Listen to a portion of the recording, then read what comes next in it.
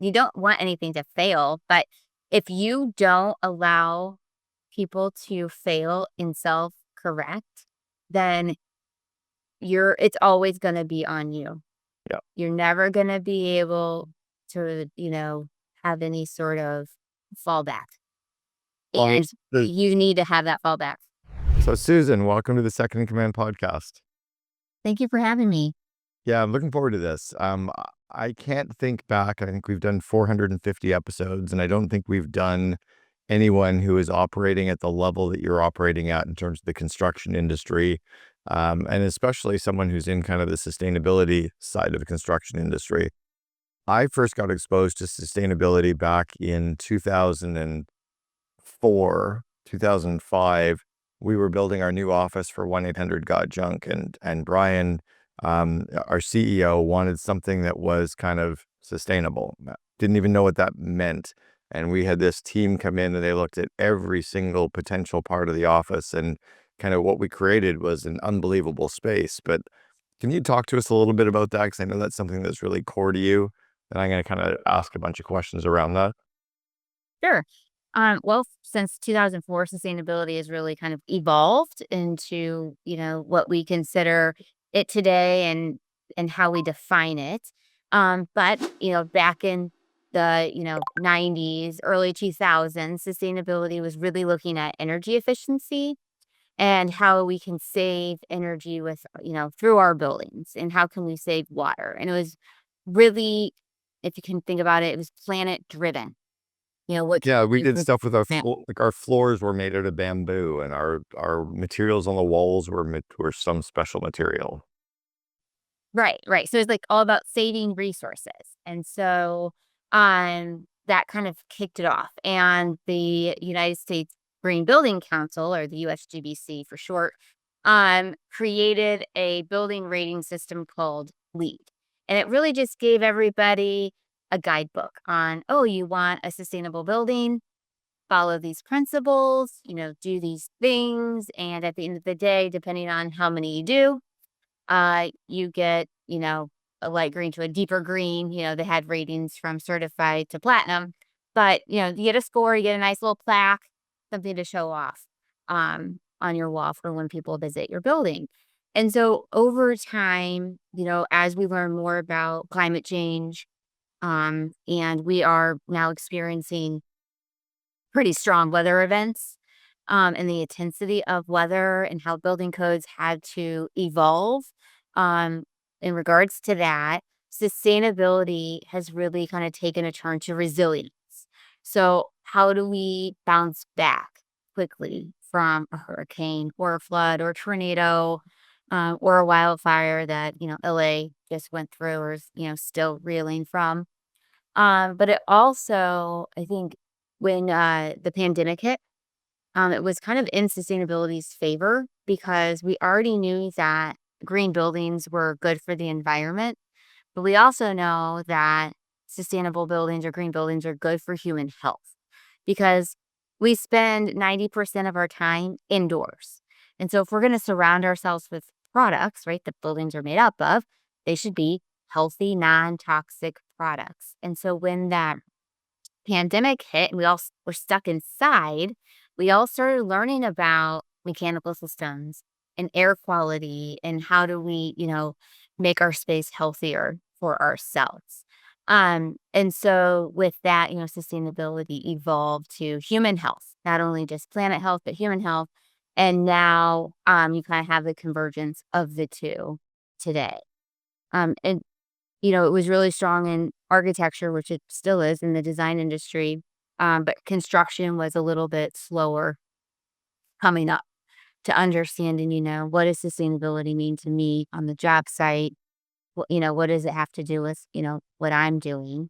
And so where I work, where I sit, coming from the architecture side, going to the construction side, being able to kind of bridge that gap and that understanding that, job sites are workplaces too, and that we should be having healthy job sites and building sustainable buildings.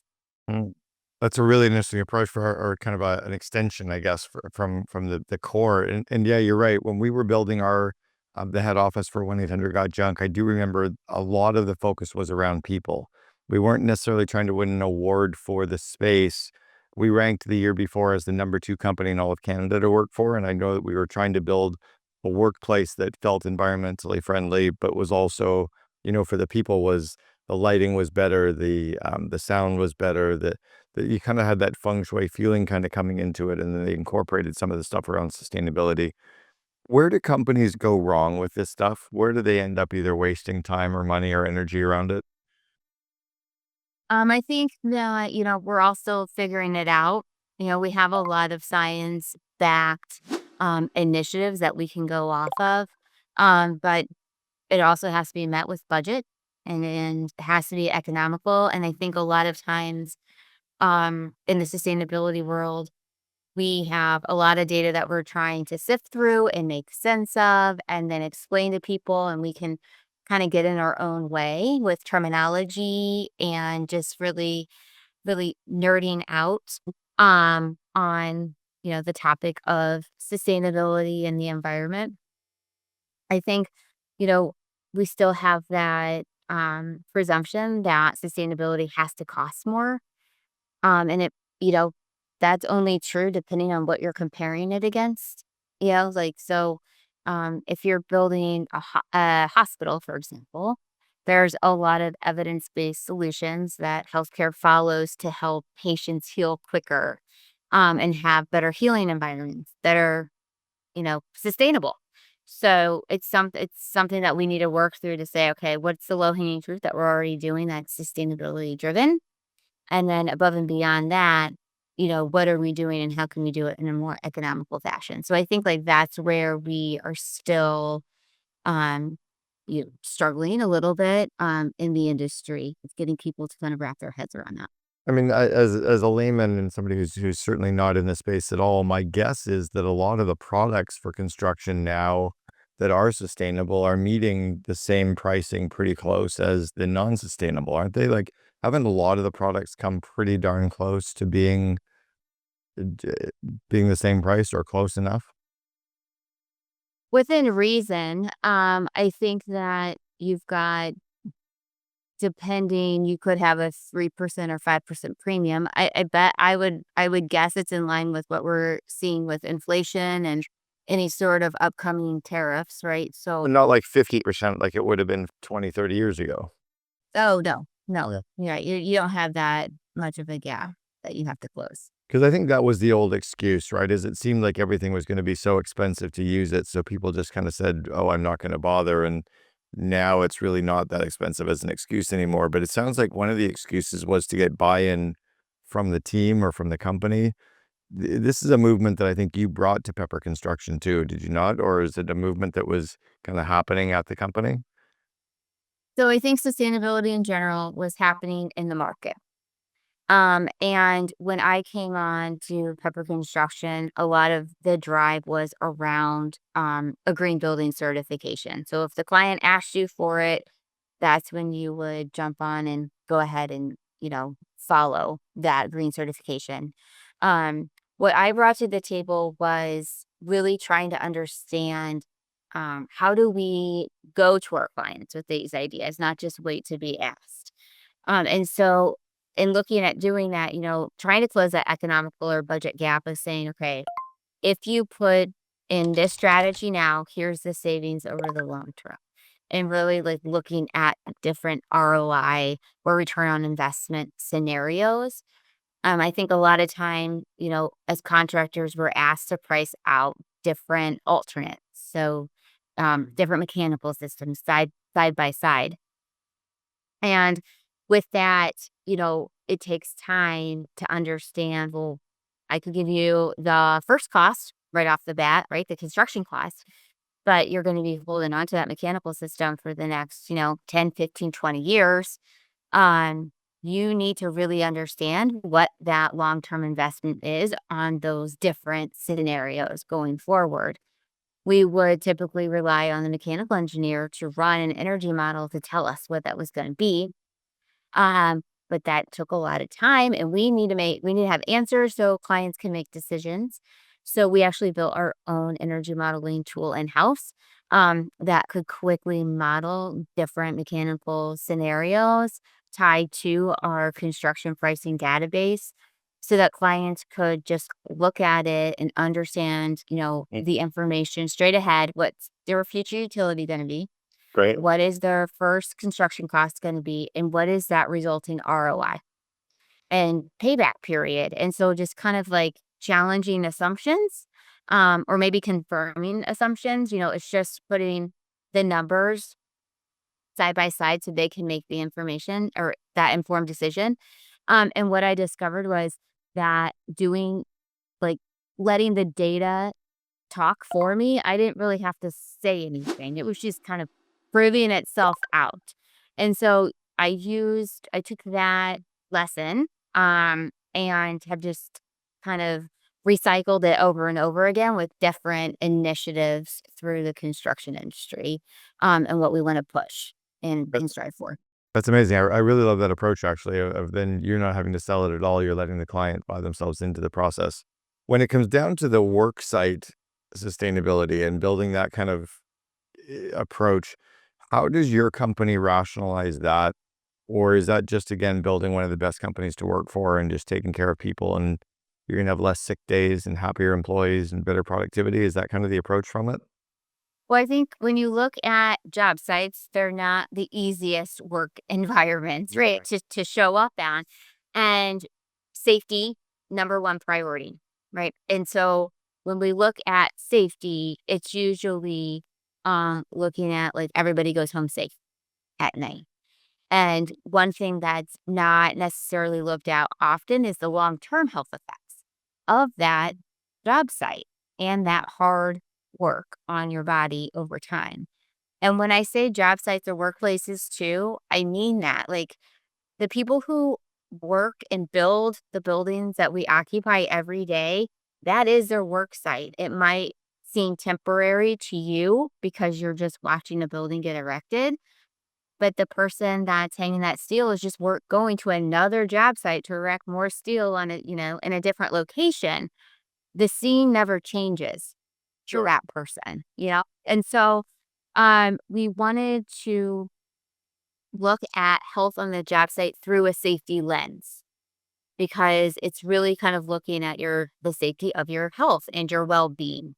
And how we did that was, I don't know if you've ever walked on a job site. Done a few. Sure. Okay. So they're not very glamorous. They could be hot, they can be cold, they're dirty. A job site trailer is probably less than desired working environment. You don't have the best lighting, you don't, wood paneling. Oh, Um, and so we decided to kind of reinvent the job site trailer and look at like, okay, how far can we push the bar?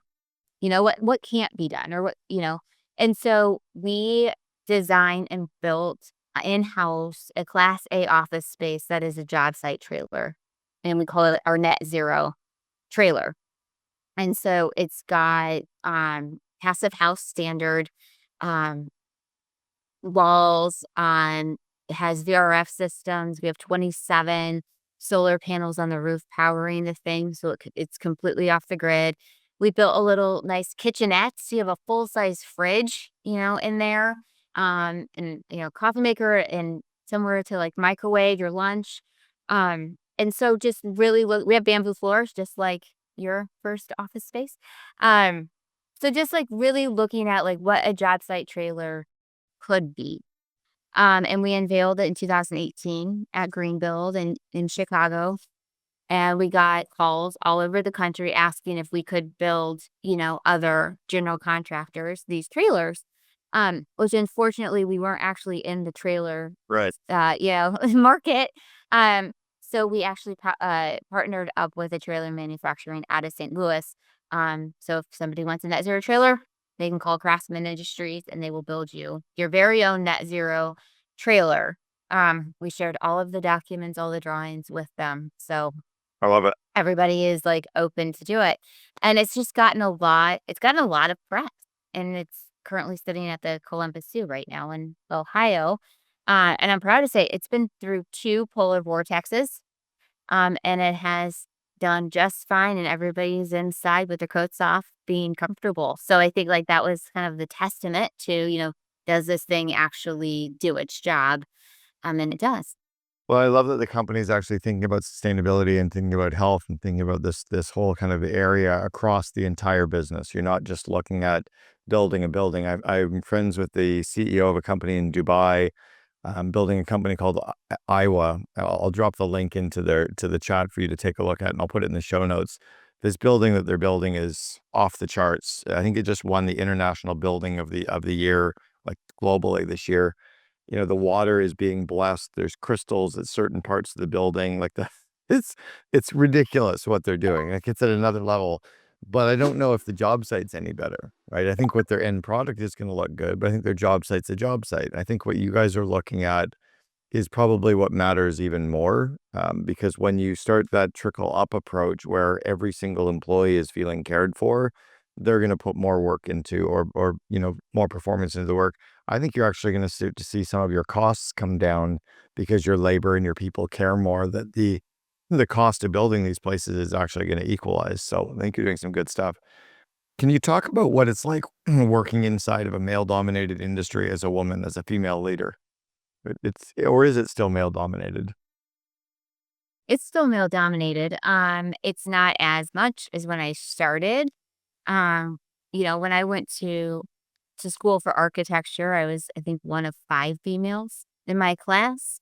And so just kind of coming up the ranks through my career, I see more females being like elevated. Um, it's funny in sustainability, there's more females than there are males in this space. Um, which, kind of flips the script. But as far as construction, um, you know, you would you would think, "Oh, it's male dominated on the job site, so it's a boys club." But I have not experienced that. Good. Okay. Um, yeah. So I think, just having more I love seeing women on the job site, especially, as a foreman or a laborer, um, you know, working with their hands on a job site, I think is very empowering. We do a lot of work with organizations that are focused on getting, you know, females into the construction industry and into any other STEM related industry, which I think is very, very important for girls to have exposure to. I think my generation and generations after mine have just been able to take advantage of a lot of opportunities that generations before us kind of broke that glass ceiling, for us to take advantage of that I'm really, really grateful for. So I want to do my part for, the next generation coming up after me. Talk to us about working with the CEO of the organization. What's it like working day to day with the CEO? And then do you ever battle with them around this area, or are you guys completely in alignment now? So this is a family-owned business, so I think you have to kinda go into that. So I not that a family-owned business is any more important than any other company, but I think, like, there's an extra level, um, of ownership there, right? That's kind of like you grew this is the 4th generation is in this company. So it's like you're born into it. You literally are born into it if you are a pepper, right? And it's kind of just part of that family dynamic. And it's a non-family member, I think going into it, you have to respect that, right? That there's that culture, that family-owned culture. And working with the CEO, at first, um, wasn't all like sunshine and butterflies. They have a job to do running this company. They've got to read the market. They need to understand financials. They need to do what they think is best for the company with the information that they have at hand. And when I first met the CEO, like I'm just coming in brand new and he's been here basically his entire life, right? Because his dad was the CEO of the company and his grandpa was the CEO of the company. Now he's just next in line. Um, and so talking about sustainability, what I learned was it wasn't about sustainability. It was about to him, it was about air quality. And, looking at, okay, what is our air quality? and he's noticing that the air pollution is getting worse, right? And so we didn't even talk about how buildings are connected to that. We just talked about air pollution and where is the air pollution coming from. And then he had um he had a comment about, well, we're just getting a lot of rain lately and our job sites are really, really flooded and we've got to do something about it.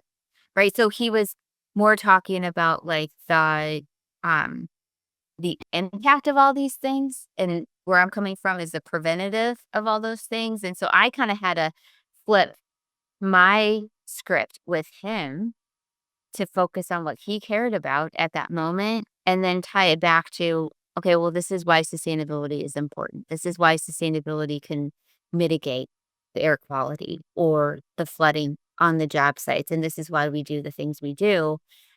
And once I was able to kind of connect air pollution to carbon emissions and greenhouse gases and how everything was getting trapped, and then talk about how buildings are around 40% of those emissions are directly tied to buildings, then it started to, we started to get on that same page. And then we talked about, okay, he's like, well, then what can we do about it? And at that time, Paul Hawkins' book Drawdown had just come out, and it was a book of 100 strategies on how you could actually reduce carbon being emitted in the atmosphere. And out of those 100 strategies, 25 were building related. Wow. So we started talking about, okay, out of those 25, what would make the most sense in the control of a contractor? Like, what can the contractor control? Because we're not designers. Yeah. And so we went through and we picked 5 strategies that we would just introduce to our clients. Like, did you know? We're raising awareness. We're not trying to push this down your throat. And we developed a model where we would apply those 5 strategies to our projects that were coming in the door just to show them, if you adopt these, here's what your building could look like, and here's the positive impact your building could make over the long term, for the health of the occupants, for the health of the planet. And so just kind of meeting him where he was and where his concerns were has allowed me to really kind of understand different people's perspectives and what they care about, Yep. right? But then also kind of learning how to translate sustainability to fit those different needs and concerns. I like that kind of odd G shucks approach to it too, where you're just kind of explaining it and just kind of throwing it out there and seeing how it sticks. And the people that like it, you're going to be able to run with. The ones who don't, you can either explain it and try to sell it, or just kind of move on, right? But it sounds like this has this permeated the entire organization now. Do you think that culturally everyone at Pepper's in line with this, or is it still something that's being sold throughout the organization? I think it has been adopted. It is part of our company's commitment. We track it every year. So we have 2 company-wide meetings a year. The results of that program are being presented to every employee twice a year. It gets reported to our board. Um, once a year, and then, we have monthly meetings with each of our company presidents so they can kinda see where they're tracking. So just really building it through. And then I email the entire company once a month just with topics around those 5 strategies so they understand any sort of regulation coming down the pipe or new technology or new conversation that they can have with their clients. What they've what a lot of folks have realized is that it gives them kind of new information to reach out to their clients about, or learn about their marketplace. And I think that people love to learn new information. And so it kind of keeps it fresh. Makes sense. Can you speak a little bit around the family business component? I mean, Pepper's not a small company there. How many employees approximately do you think are across the organization?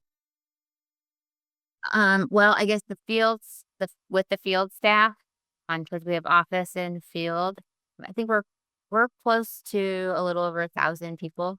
Okay. So Uh, and we're Midwest based. Yeah, so it's not a small company. It's not like it's a, 50-person company where, grandpa's rolling in and mom's sitting there in the book doing the bookkeeping, but there's still a bunch of, as you said, the Peppers are still there. There's a bunch of the family people that are still involved. What are some of the pros and cons of a family business, and how do you work around some of the natural stuff? Or is it so big now that the family stuff doesn't really impact the business in a negative way? I mean, my dad sold his company to my brother 15 years ago, but then one day, 3 years later, my dad went in and fired the bookkeeper. I'm like, "Dad, you don't work there anymore. You're not allowed to fire the bookkeeper just because she pissed you off 7 years ago." Um, but, and then my brother and dad go golfing together that day, right? So can you speak to some of that family component, or have you grown past that now? Um, so I don't the company doesn't, I guess, operate in that sort of grassroots family component way that you just, described.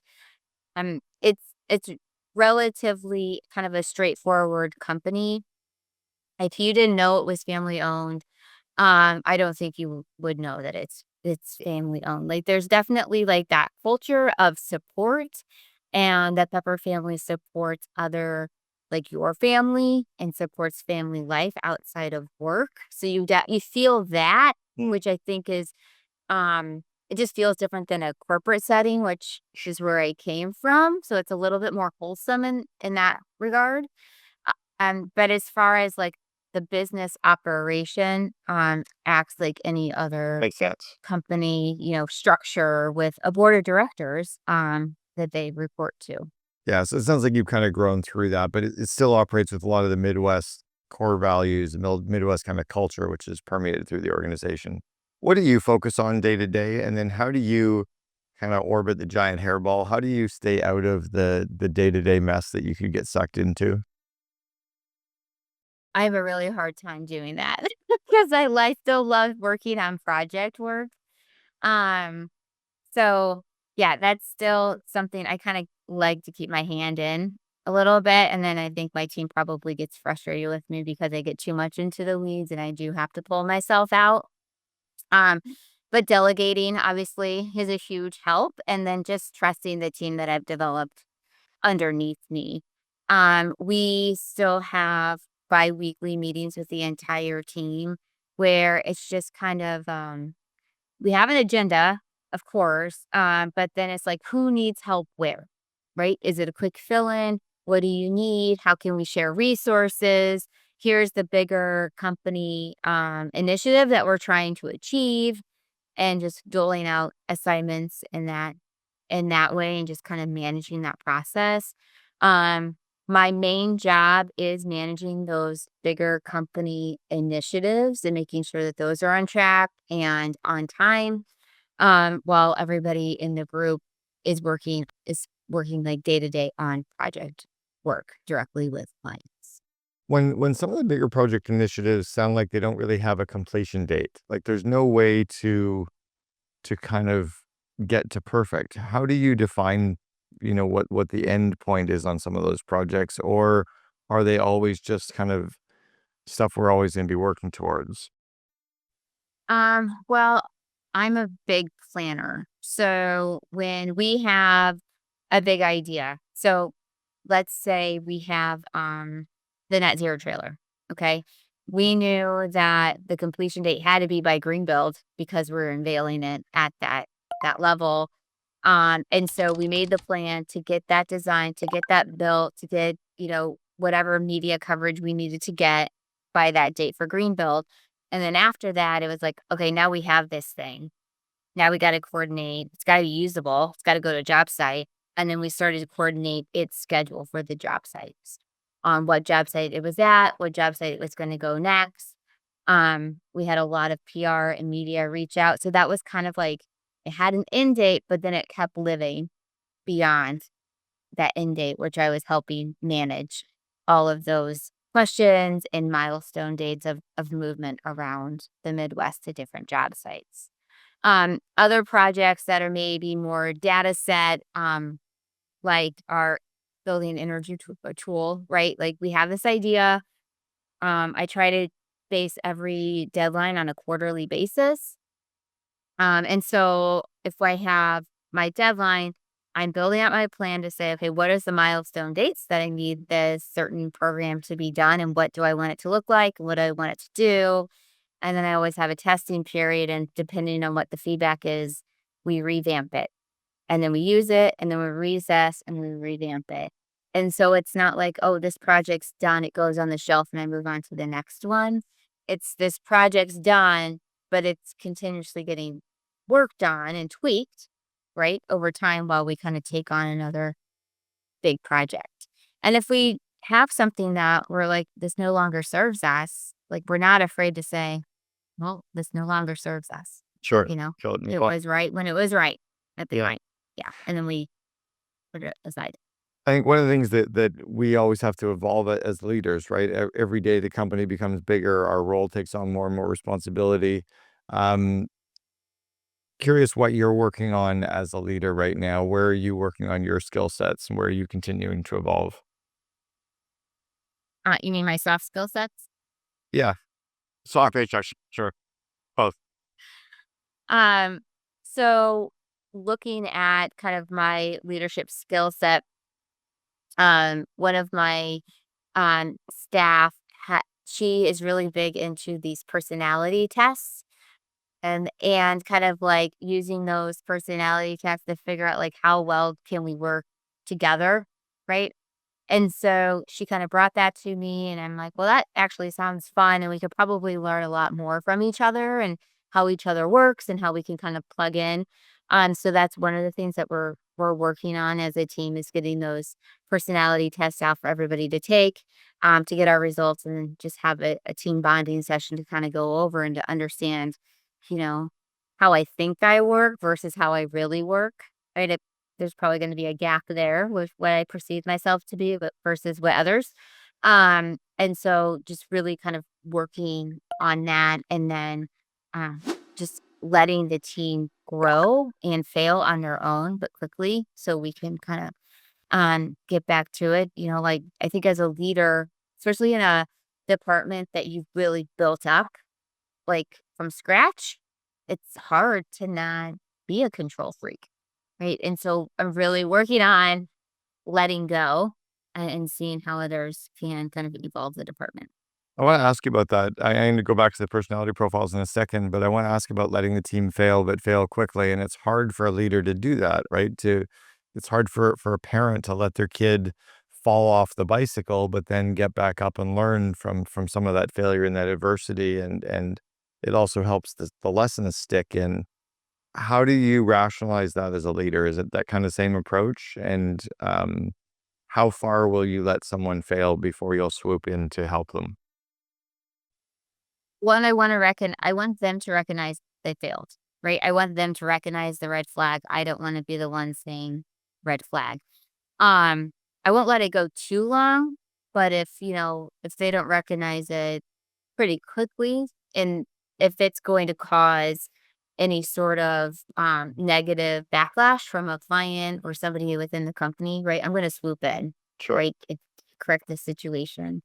If there is some way to kind of fail over time, we'll do that, but I'm going to keep checking in with them just to kind of course correct. And I would rather them see the failure versus me pointing out the failure and so trying to kind of lead that conversation in that way to try to get them to not like, "Oh, I am failing," but just to kinda see like, "Oh, I need a course corrector," or I need a pivot. I think that that's just hard for any leader to do, you know? You don't want anything to fail, but if you don't allow people to fail and self-correct, then it's always gonna be on you.